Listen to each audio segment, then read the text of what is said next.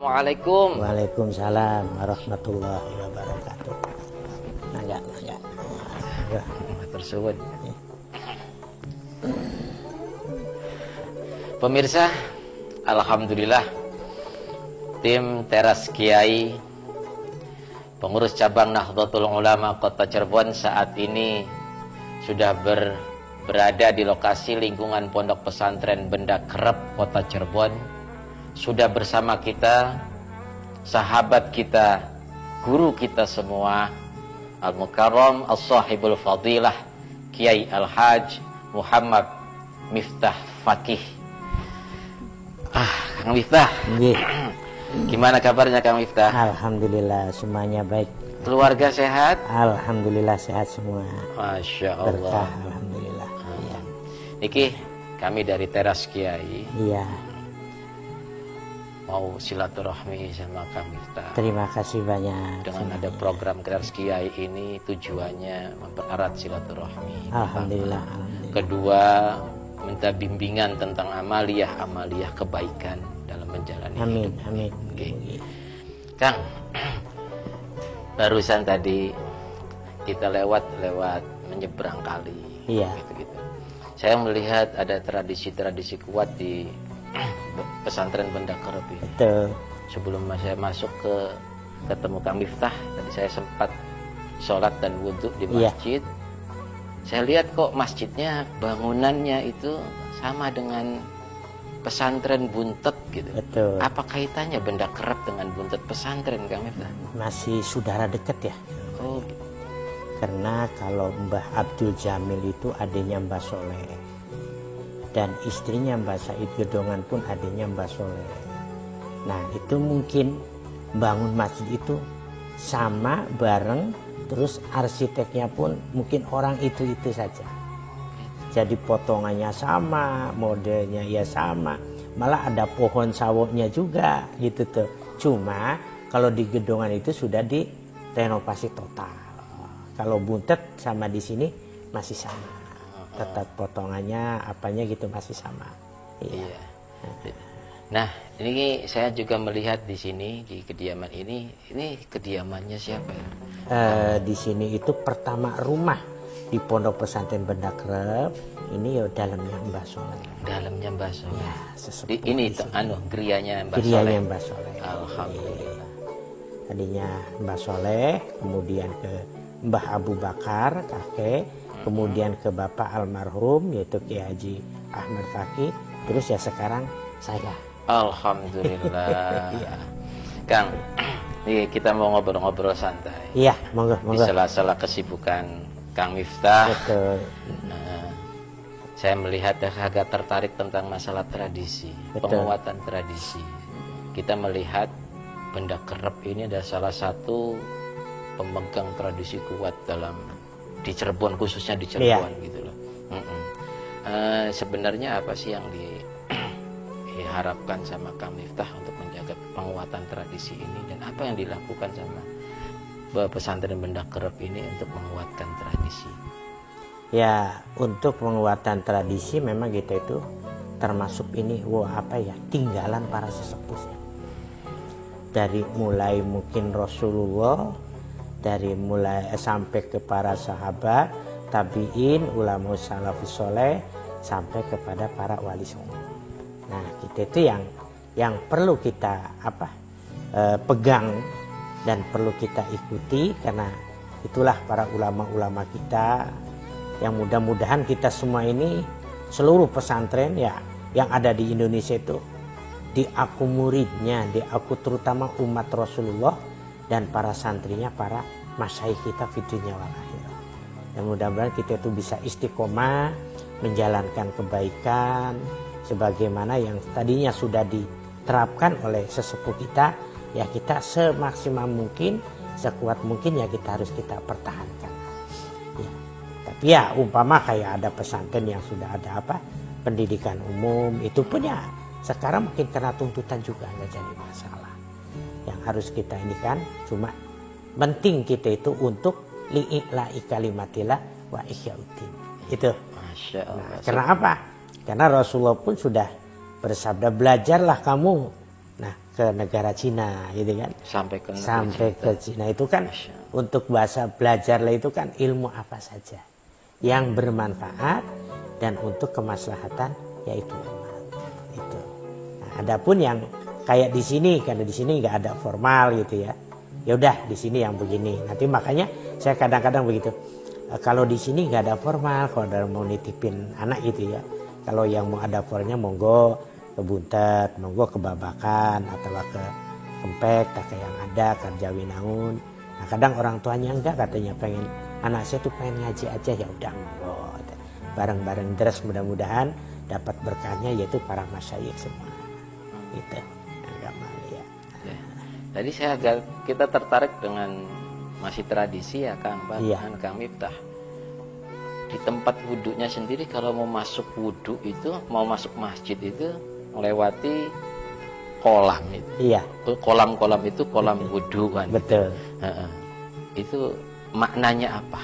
Ya mau masuk ke masjid ya dengan arti harus bersih. Mudah-mudahan ya kita harus berusaha yaitu bersih dohiron wabatinan. Iya. Dohirnya juga dan juga batinnya juga. Nah kita berusaha untuk membersihkan diri masing-masing. Nah itu apa? Karena ya kalau mau sholat itu sudah maklum ya dalam fikih itu bersih pakaiannya, badannya, tempatnya itu yang termasuk ini ya. Nanti kalau tingkatannya khos itu kan bersih itu bukan cuma badan, itu dohir batin pun harus. Nah ini kan, kalau Imam Ghazali kan gitu.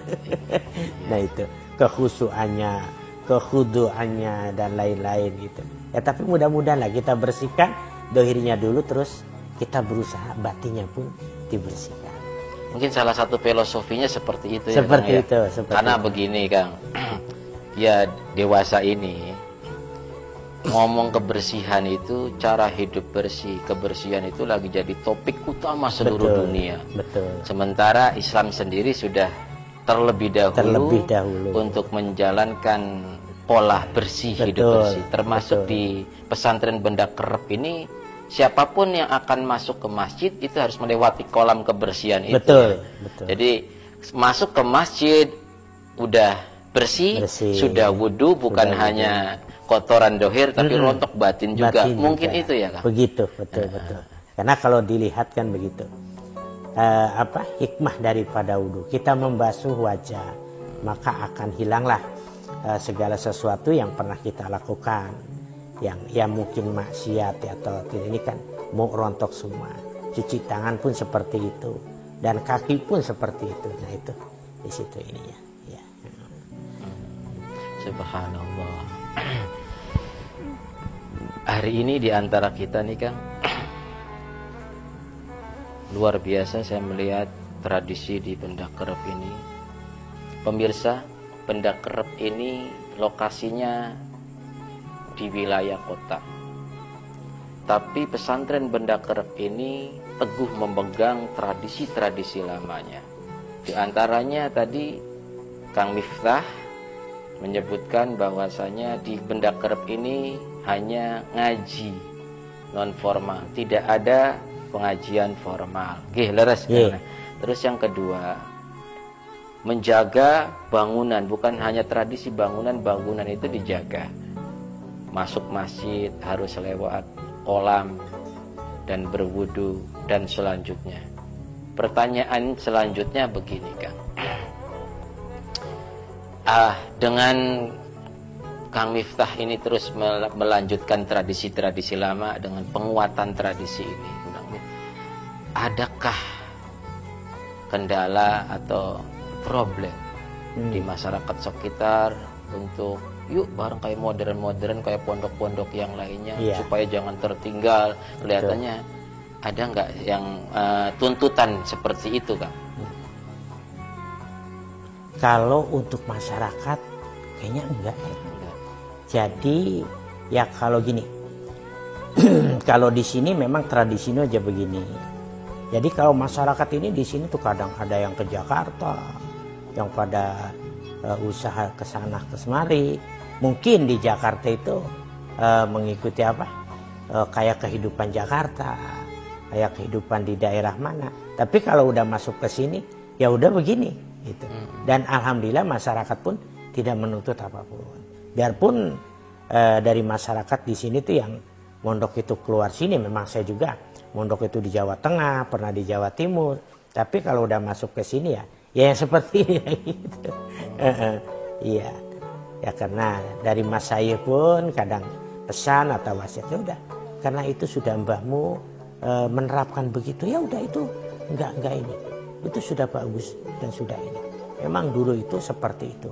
Nah, memang kalau umpama masyarakat itu ada yang membutuhkan untuk umpama pengetahuan umum atau yang formal, itu kadang ya di pesantren luar gitu ya pada belajar. Oke. Masya Allah. Jadi alhamdulillah masyarakat pun kompak gitu. Kompak. Dan mendukung ya? Mendukung untuk seperti ini. Ya. Mungkin ini pertanyaan terakhir Kang, iya, dalam sesi ini. Apa ada wasiat dari pendiri pondok Mbah Soleh tersebut kepada keluarga atau santri-santrinya? Kalau ada, apa aja wasiat-wasiat yang pernah diungkap, pernah diwasiatkan sama Mbah Soleh untuk pegangan kita sebagai muslim, atau amalia-amalia kebaikan apa yang harus kita jaga? Nah, kalau wasiat Mbah Soleh itu tidak jauh gitu. Ittaqillah haitsuma kunta. Bertakwalah kamu dimanapun kamu berada. Dan gaulilah manusia dengan akhlak yang baik. Nah itu yang pertama. Dan mungkin wasiat itu ya ada wasiat yang satu, itu kayak jembatan yang langsung ke arah sini, itu emang Mbak Soleh nggak boleh. Nggak tahu ada rahasia apa itu ya. Maka saya hela pakai umbang-umbangan itu. Nah tapi kalau ke sana langsung ke makbarah Mbak Soleh ada jembatan. Nah biar kalau umpama hujan pun atau banjir pasang, itu tamu bisa lewat ke sana. Nah cuma yang ke sini tuh ya wasiatnya seperti itu. Nah jadi kalau saya itu mau memaksakan sebagai cucunya atau masyarakat di sini, itu khawatir ada apa-apa nantinya gitu loh.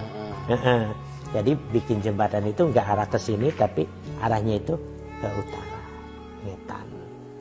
Jadi itu salah satu wasiat Mbah Soleh yang di sini. Ya. Untuk pesantren ini. Pesantren ini. Nah tapi kalau untuk umum yaitu kamu itu titip kamu yang pada benar. Pokoknya kamu dimanapun berada, yaitulah takwalah kepada Allah. Dan kamu hubungi manusia dengan akhlak yang baik. Sesuai dengan apa yang sudah difirmankan Allah dalam Al-Quran, juga yang sudah disabdakan Rasul itu dalam hadis-hadis, itu tidak lepas daripada itu. Pemirsa, subhanallah, ikuti terus Teras Kiai, kita akan menanyakan lebih lanjut tentang sosok Mbah Soleh yang luar biasa ini.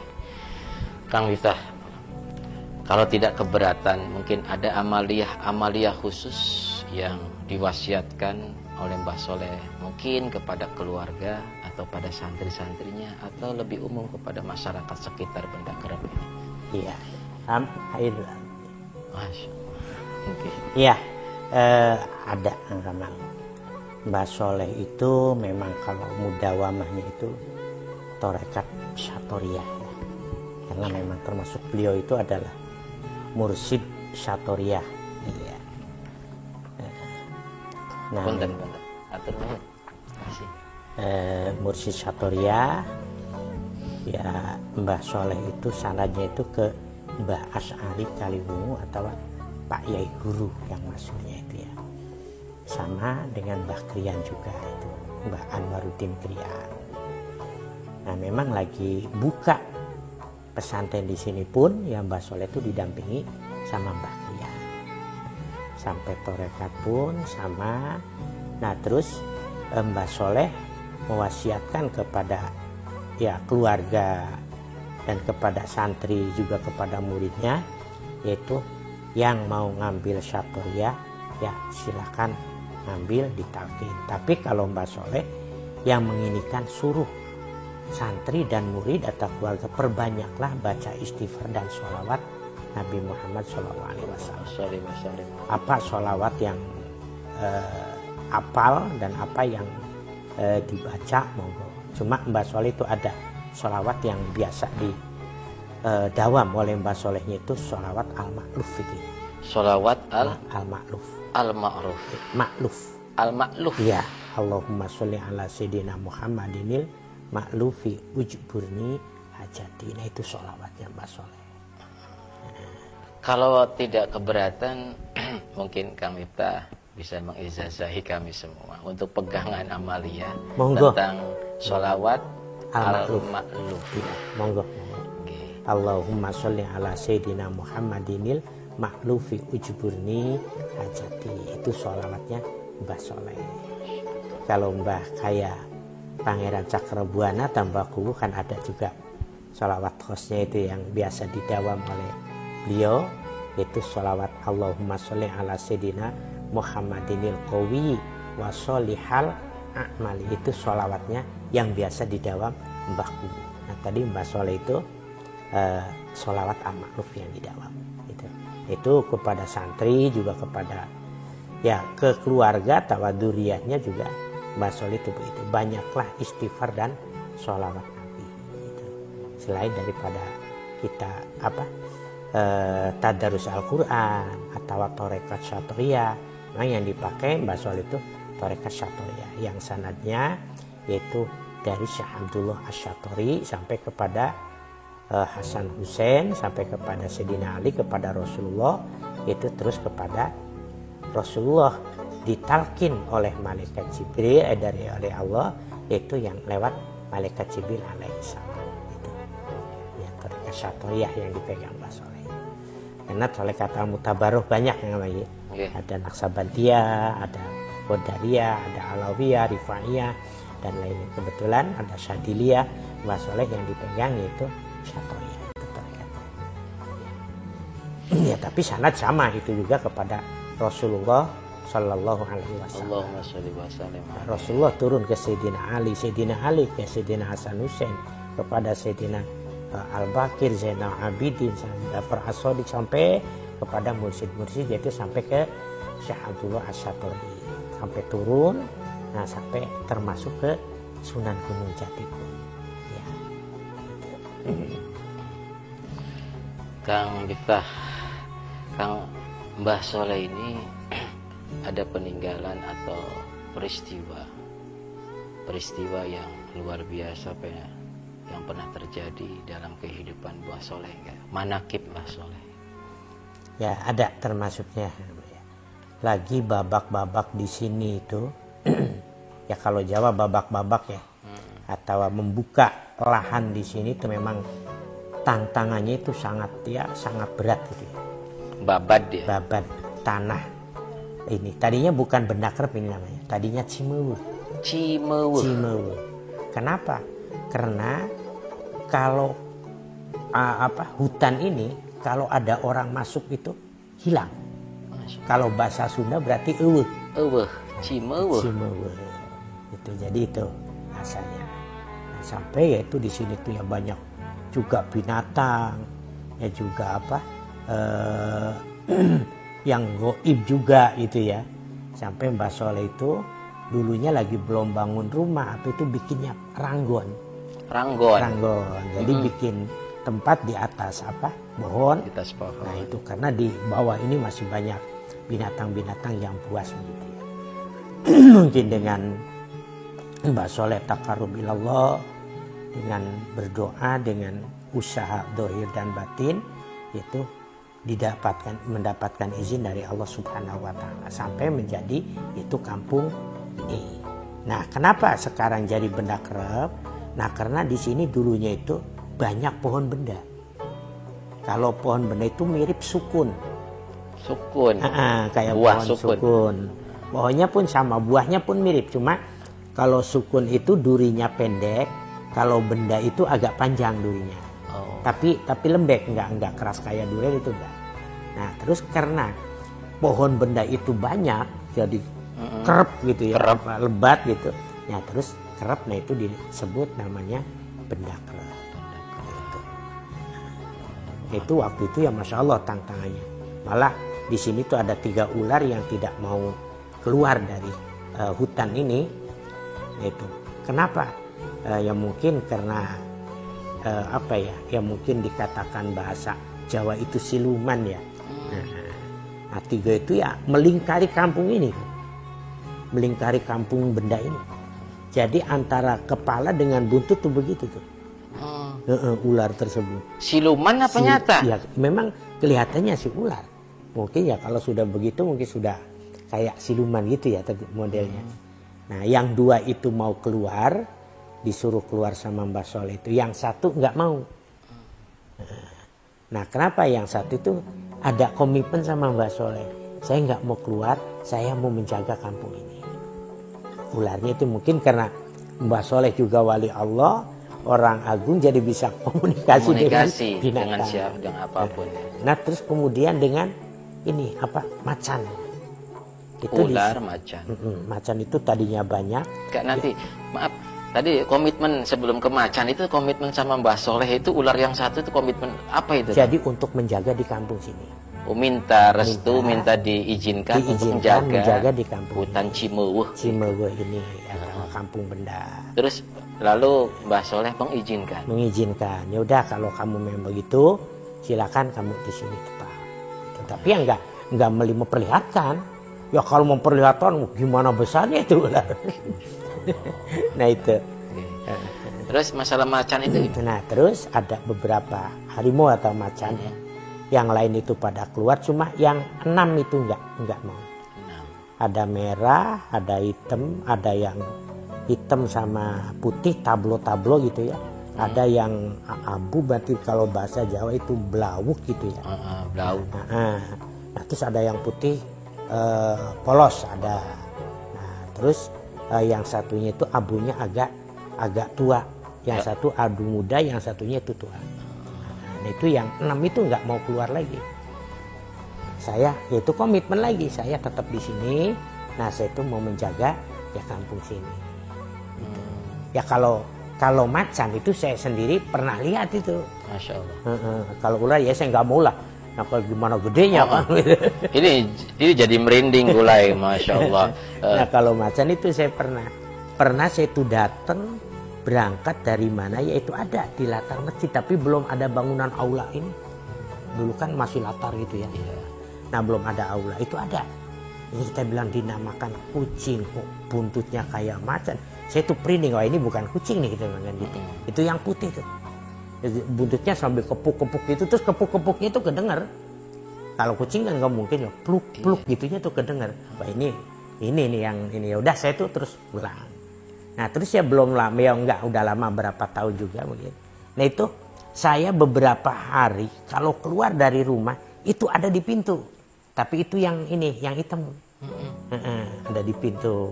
Nah terus ini ada apa? Kita bilang gitu. Beberapa hari itu. Nah ada kira-kira seminggu tuh. Nah setelah seminggu saya tuh berangkat ke Indramayu. Nah setelah itu saya pulang lagi, itu mesti jamnya tepat, jam 2 aja adanya. Pas saya keluar, buka pintu ada ya kan kaget juga saya tuh. Nah, itu tapi yang nggak gede gitu ya. Kalau gede mungkin saya loncat tahu gimana. Tapi nggak selalu muncul. Kadang-kadang muncul. Apa muncul. Mungkin ini isyarah? Mungkin isyarah atau gimana gitu ya. Terus ya saya udah gitu terus apa? Kita tuh ingat dulu abah itu dongeng almarhum. Biasanya katanya kalau macan itu kadang sok pengen makan. Terus makannya apa? Udah katanya cari singkong aja dibakar, kopi hitam katanya gitu. Nah terus kalau rokoknya serutu. Rokok juga? Udah itu aja katanya. Dulu itu abah ya Mbah gitu, Mbah Abu Bakar itu begitu katanya. Jadi kalau macan muncul itu lapar gitu? Iya barangkali pengen. Oh barangkali gitu. Nah, tapi nggak isyarah negatif atau positif itu ada nggak? Mungkin kalau itu enggak ya, alhamdulillah enggak saya itu. Kan biasanya di antara kita ini kalau didatangin sama semacam itu, ada yang katanya mau sakit lah, satu. Yang kedua mungkin lupa janji, nadar, ataupun ada macam-macam gitu. Tapi ini enggak? Enggak, alhamdulillah ke saya enggak. Cuma dulu itu pernah lagi yang suka pada masak nasi acara haul itu ya. Biasanya ya kita sih niatnya sedekah, bukan niat itu ini ya untuk tulak bala, untuk nyenang-nyenang anak-anak kecil itu kalau khol itu saya itu bikin bancakan di taksi gitu ya. Terus anak-anak kecil suruh pada makan.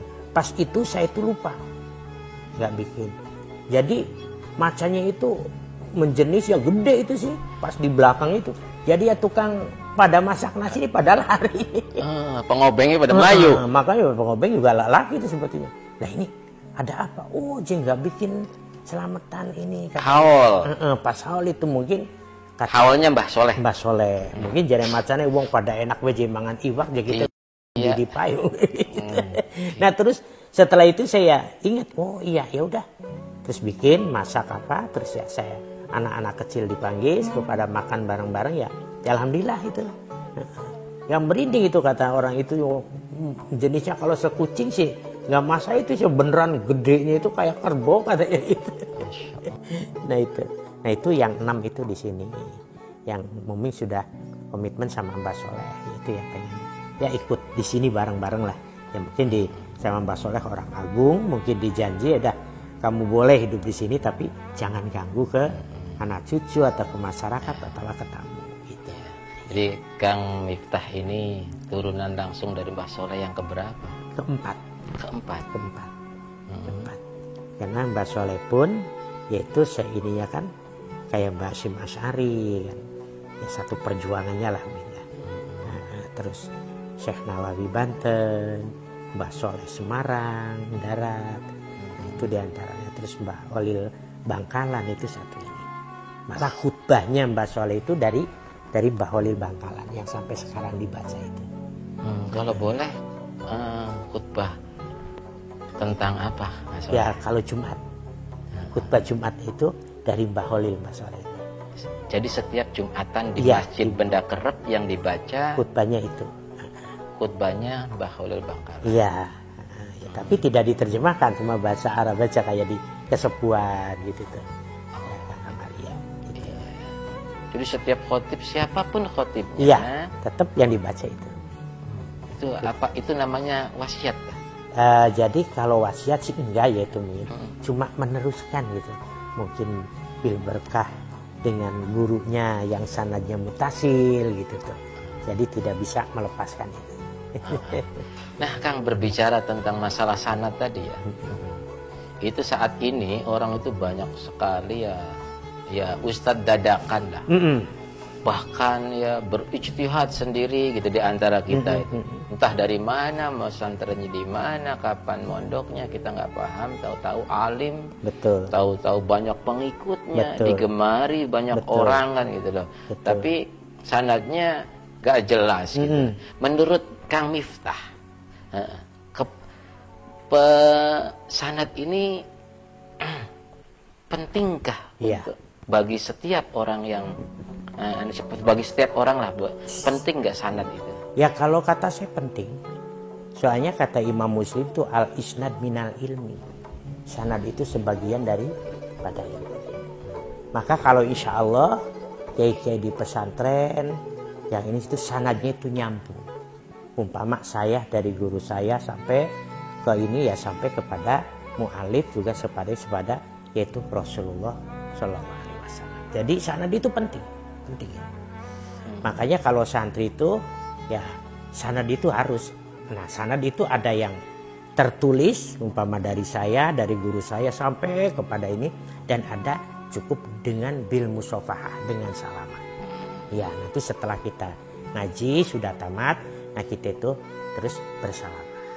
Nah, itu cukup, itu sudah berarti sanad itu nyambung kepada guru saya sampai guru saya, guru-guru sampai ke sana. Tapi dengan syarat tadi musafahah ya. Musafahah. Minimal ya. Ya syukur punya catatan. Itu penting itu. Sanad itu penting. Makanya sekarang juga ya saya khawatir juga ini kadang-kadang pada ya kayak serampangan gitu. Nggih. Pada serampangan kadang ya punten, kadang baca kitabnya juga tarkibnya, terus apa? I'rabnya, fi'il fa'ilnya juga kadang belaratan kan. Nah asal ngomong aja kan kadang-kadang gitu. Kebanyakan kan sekarang begitu tuh. Yang dikhawatirkan itu nanti salah menerangkan terus salah. Nah ini kan bahayanya kan ke umat yang nggak tahu kan, yang awam gitu tuh. Dan sekarang itu banyak. Maka kita itu sok pesen kepada ahli-ahli atau alumni atau kepada orang tuanya, titiplah kalau mau dengar ngaji atau mau pengajian di pondok yang biasa ada buka pengajian. Umpama kayak dulu di Jaga Satur Abamu, umpama sekarang kayak Ustadz Mikdad itu kan jelas sanadnya kan Ustadz Mikdad kan persis dari Said Alwi, Buya Alwi sampai dan itu saya juga sama begitu. ada sanad dari Buya Alwi Al-Malikinya saya itu. Nah itu, nah jadi ya penting. Sebetulnya penting. Ya. Apalagi sanad Al-Quran ya. Nah, sanad Al-Quran. Jadi, nih saat ini dewasa ini ya, yang kita hadapi, mahir baca Al-Quran, tapi lewat gurunya, internet, Betul. Google, enggak musafahah. Betul. Itu menurut Kang Miftah, itu sanadnya mutasil enggak? Ya kalau cuma lewatnya umpama Google, atau YouTube yang nggak mutasil lah. Oh, enggak mutasil. Kalau yang mutasil itu umpama saya baca, guru yang mendengarkan atau guru baca saya mendengarkan terus saya itu mengikuti. Meski bacaannya betul meskipun betul tapi itu kurang ya kurang afdol lah. Nah di Benda Kerap sendiri sanadnya sambung sampai alhamdulillah Al-Qur'annya juga. Ya, saya juga dari Mbah Arwani, terus dari Mbah Astor Kaliwungu, juga dari Mbah Mahfud, Pak Yai Mahfud Kaliwungu. Makanya saya itu dari Mbah Arwani Kudus. Ya. Jadi alhamdulillah sanad itu saya kitabnya juga nyambung, Al-Quran pun alhamdulillah. Ya. Ada nggak pengalaman mungkin dari saudara Kang Miftah atau dari alumni atau dari tamu-tamu Mbah Soleh tentang kekeramatan Mbah Soleh? Ada nggak yang perlu di-share? Ya banyak ya. Contoh sebetulnya. Contoh kayak Mbah Soleh itu pernah diulang diwuruk ya. Itu sama Sunan Gunung Jati itu langsung. Ya. Malah bukan wakilah ya. Jadi Mbah Soleh itu dalailnya itu langsung Sunan Gunung Jati yang ini. Dalailnya. Nah saya kata Abah almarhum, Abah mungkin dari abahnya Ki Abu Bakar. Nah langsung yaitu menceritakan kalau Mbah Soleh itu dalailnya tuh langsung dari Sunan Gunung Jati. Sunan Kalijaga Sunan Gunung Jati. Sunan Gunung Jati. Ya, langsung. Padahal sudah nggak ada, tapi langsung ininya itu ke Sunan Gunung Jati. Mungkin kayak Sunan Gunung Jati gurunya langsung kepada Rasulullah gitu. Oh pasti iya. Begitu. Nah itu. Nah, cuma Mbah Soleh itu pernah ngarya kitab apa itu ya. Tapi Mbah Soleh itu nggak melanjutkan. Karena sudah jadi beres kitab itu sudah ini, tapi itu di bab tasawuf, cuma kita judulnya itu enggak ini. Abah juga nggak menceritakan, lupa katanya judulnya. Jadi pernah jadi udah beres, saya kok belum sowan ke guru habis ngini kitab. Jadi sowan ke gurunya tapi sudah meninggal. Nah begitu datang ke pintu makbarohnya, ya Syekh katanya, Mbah Soleh nggak nerusin. Wah ini berarti saya ini barangkali saya itu nggak kuat untuk menerbitkan banyak kitab. Jadi itu lari kepada sifat tawaduknya. Gitu.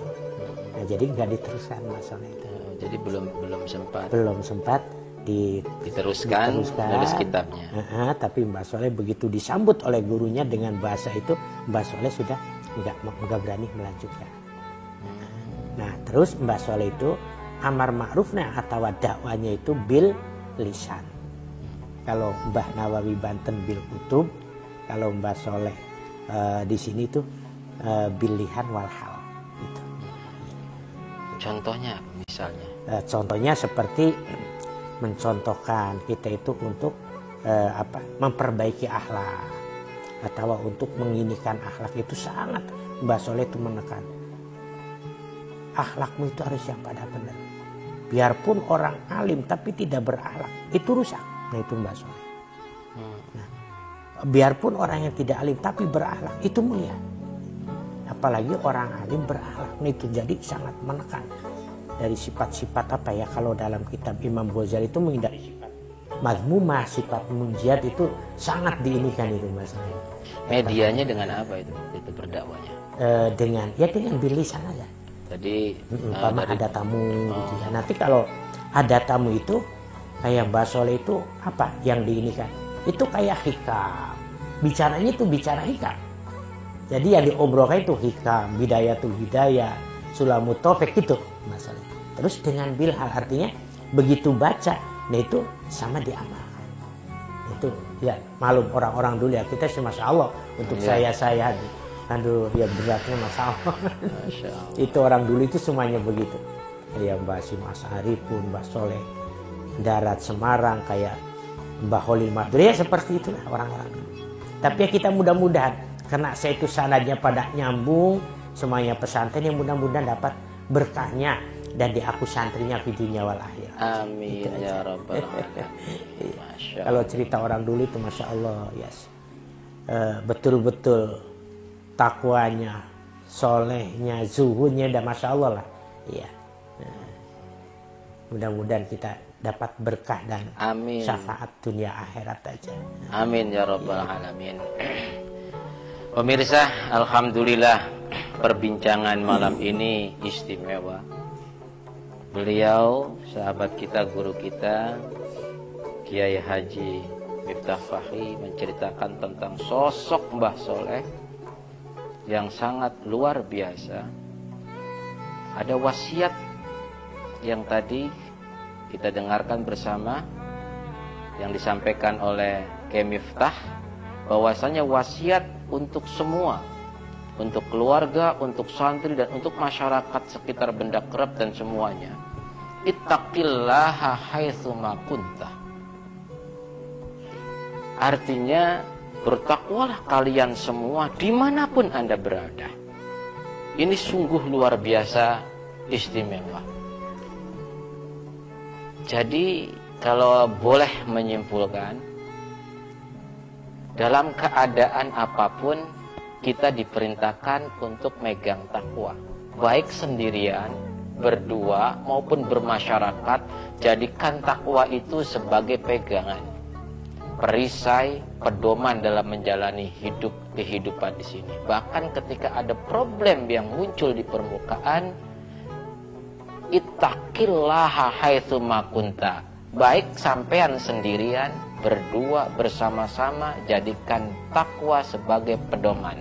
Mungkin itu kesimpulan dari pembicaraan kita. Di samping tapi kita semuanya diijazai langsung sama guru kita Al-Mukarram Kiai Al-Haj Miftah Faqih tentang ijazah sholawat apa? Al-Makluf. Al-Makluf.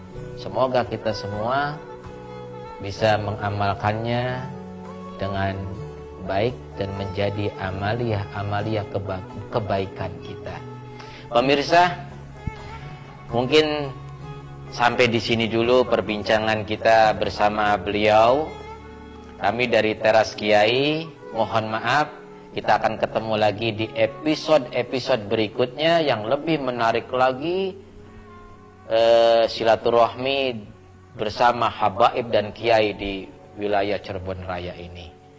Akhirnya atas nama Teras Kiai, Kula dan tim pengurus cabang Nahdlatul Ulama Kota Cirebon memohon kepada beliau Kiai Al-Haj Muhammad Miftah Faqih untuk menutup dialog ini dengan doa. Semoga dengan doa yang beliau panjatkan bisa terkabul dan bisa menjadi wasilah untuk kita semua. Kang, mohon doa untuk menutup. Bismillahirrahmanirrahim. Allahumma sholli ala habibika wa syafiina wa karimina wa dukhrina maulana Muhammad. Alhamdulillahi rabbil alamin, wassalatu wassalamu ala asrofil anbiya wal mursalin wa ala alihi wa sahbihi ajma'in. Amin. Alhamdulillahi rabbil alamin, hamdan kafi mazidah. Ya rabbana lakal hamdu bi jalali wa jalali sultani. Subhanaka la ilaha illa ridho. Allahumma sholli ala sayyidina Muhammadin sholatan tunjina biha min jami' wa taqdilana biha jami'al hajat wa tutahhiruna biha min jami' syai'at wa tarfa'una biha indaka ala darajat wa tubalighuna biha asul ghayat min jami'il khairatil hayat wa ba'da matina kala kulli syai'in qadir. Allahumma ighfir lana dzunubana wa li walidina. Amin ya Allah. Wa ighfir dzunubana. Allahumma inna na'udzubika minal faqri wal qillati wa dillati wal maut. Amin ya Allah. Allahumma jannibna munkaratil akhlaq wal amal. Allahumma tafira dunubana antu sabita imanana muslim mantasya mardona wa tuqawiya asadana wa tusli Amin ya Allah. wa tusur murana wa taksifu umana wa tatun indana wa hawaijana wasin a'malana wasin wasrah sudurana wa tunaqlubana wa dina ila siratul mustaqim Amin. wa fadna min kulli Allahumma sholli ala sayyidina Muhammadin sholatan tadfa'ana biha wa tuslimna biha min jamil amrad wal asqam wal alam wal waba wal bala wal wala wal fitnah. Amin ya Allahumma Allah. inna nastaghfiruka wa dinana anfusana Amin. wa kulla syai'in atitana rabbana hab lana min azwajina wa dhurriyyatina rabbana atina fid dunya hasanah wa fil akhirati hasanah wa qina adzabannar rabbana taqabbal minna innaka antas samiul alim wa tub alaina innaka antat tawwabur rahim wa sallallahu ala sayyidina Muhammadin wa alihi washabbihi wasallam subhana rabbika rabbil izzati amma yasifun wa salamun alal mursalin walhamdulillahi rabbil alamin syai'un lillahi lahumul fatihah. A'udzu billahi minasyaitonir rajim. Bismillahirrahmanirrahim. Alhamdulillahi rabbil alamin arrahmanir rahim maliki yaumiddin. Iyyaka na'budu wa iyyaka nasta'in ihdinas siratal mustaqim. Siratal ladzina an'amta 'alaihim ghairil maghdubi 'alaihim waladdallin. Ihdinas siratal mustaqim wallahul muwaffiq ila aqwamit thariq. Wassalamualaikum warahmatullahi wabarakatuh.